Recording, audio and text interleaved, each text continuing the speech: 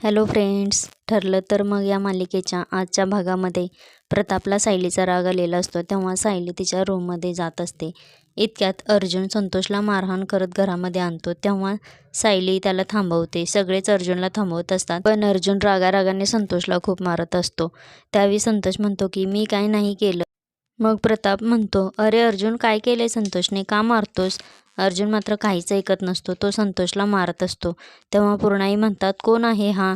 तर प्रताप म्हणतो, अरे माझ्या कंपनीत काम करतोय हा, संतोष आहे तो, पण त्याला मारतोयस का?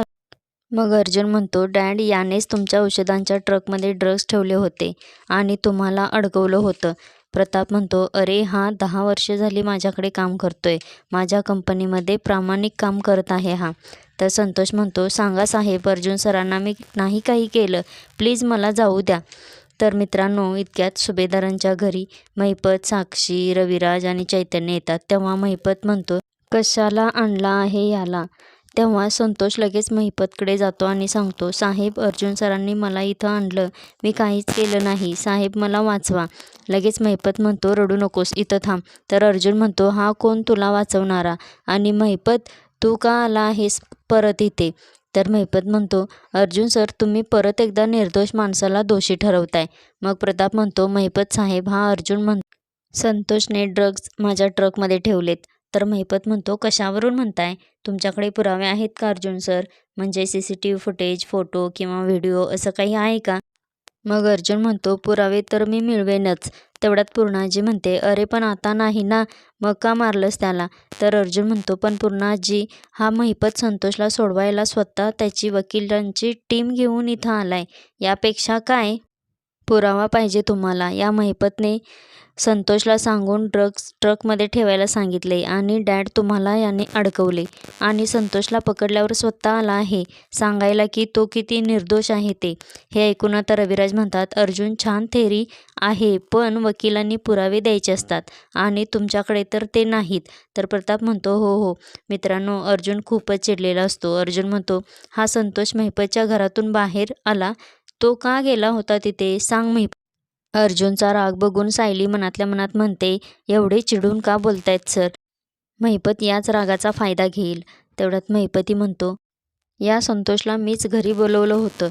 तर प्रताप म्हणतो, महिपत साहेब, तुम्ही का बोलवलं त्याला घरी? तर लगेच साक्षी म्हणते, हाच प्रश्न चैतन्यालाही पडला होता, पण याचं कारण अगदी स्पष्ट आहे. प्रताप सर, खरं सांगायचं तर ज्या दिवशी तुम्हाला अटक झाली ना, त्या दिवशीपासून अण्णा खूप अस्वस्थ आहेत आणि या केसमध्ये स्वतःहून त्यांनी लक्ष घातलं आहे. तुम्ही निर्दोष सुटावं असं मनापासून त्यांना वाटतंय, म्हणूनच त्यांनी स्टाफची चौकशी करण्यासाठी बोलवलं होतं आणि ही तर बेसिक स्टेप आहे ना. तर प्रताप म्हणतो, हो हो. मग मित्रांनो, रविराज म्हणतात, शिकरे मला सांगूनच सगळं करत होते आणि संतोषला काय विचारायचं हे सुद्धा मीच सांगितलं होतं त्यांना. तर महिपत म्हणतो, हो, मग मी तेच प्रश्न विचारले, पण काही हाताशी भेटलं नाही, त्याचा काहीच उपयोग झाला नाही. तर संतोष म्हणतो, आणि तेथून बाहेर पडलो तेव्हा वकील साहेब भेटले आणि त्यांनी मारायला सुरुवात केली मला आणि गाडीत घालून इकडं घेऊन आले. आता मित्रांनो, प्रताप अर्जुनला रागवतो आणि म्हणतो, अर्जुन, तू चोर सोडून संन्यासाला फाशी देतोयस.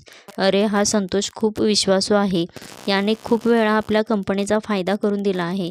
तर अर्जुन म्हणतो, पण हा आता तुमचा काहीच फायदा करून देणार नाही.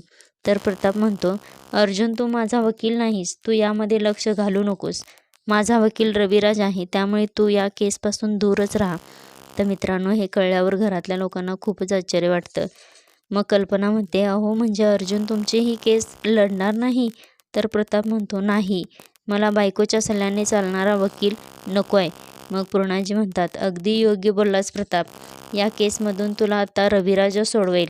मग रविराज म्हणतात, प्रतापला कोणामुळे जेलमध्ये जावं लागलं ते मी शोधून काढेनच. तेवढ्यात अर्जुन चिडून म्हणतो, हे तुमचं काम नाही, मी करेन सगळं.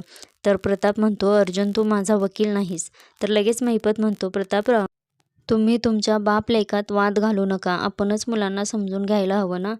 मग तेवढ्यात सायली चिडते आणि म्हणते, महिपत शिकरे, मुळात घरातल्या बाबतीत तुम्ही बोलू नका. इथं कोणताही वाद मुलात किंवा बापात नाही, आणि जरी असेल ना तरी आम्ही बघून घेऊ. आधी आमच्यावर संकट आणायचं आणि मग स्वतःच सोडवायचं. ही नाटकं बंद करा आता.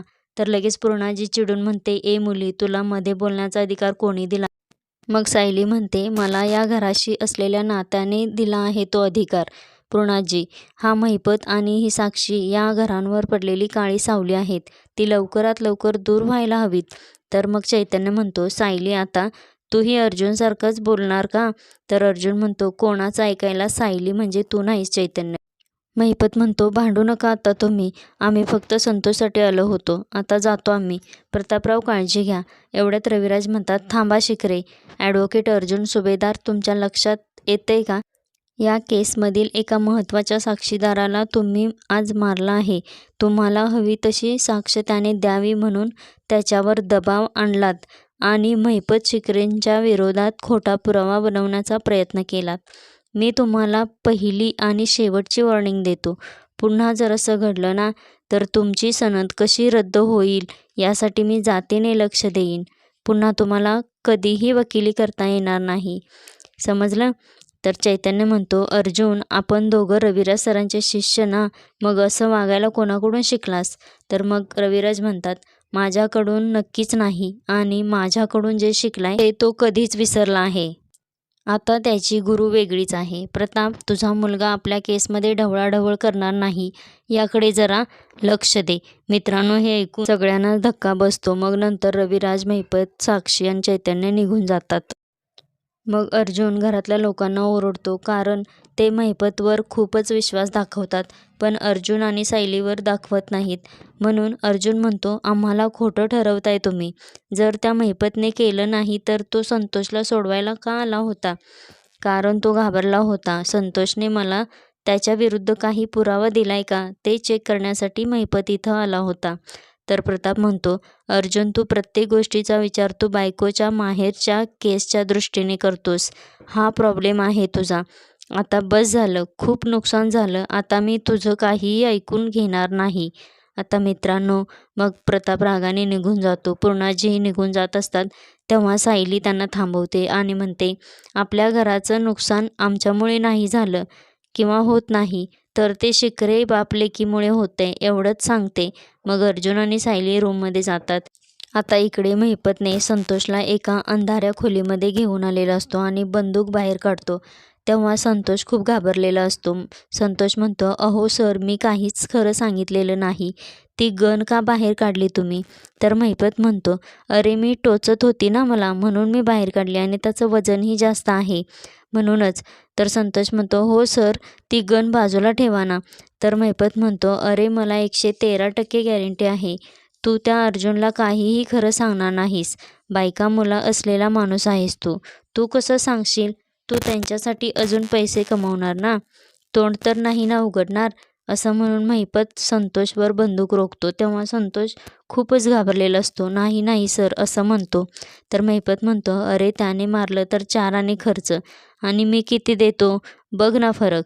तर संतोष म्हणतो, हो सर, मला खरंच पैशांची खूप गरज आहे आणि मला त्याची जाणही आहे. तर महिपत म्हणतो, हो, नाहीतर काय होतं माहीत आहे ना.